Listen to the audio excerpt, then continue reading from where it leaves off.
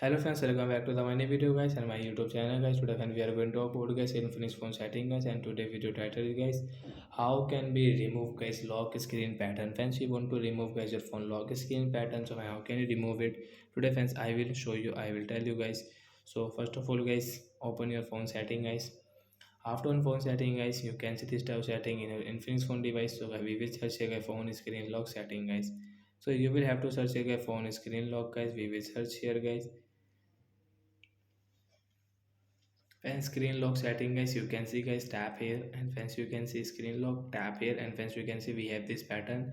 Use your device pattern to continue. So we will draw our pattern lock guys. Swipe option, once you can see remove option, tap here to remove it. Once your pattern lock will remove guys, you cannot use. Once you can see we don't have any pattern lock on our lock screen, we can swipe to unlock our infinix phone device.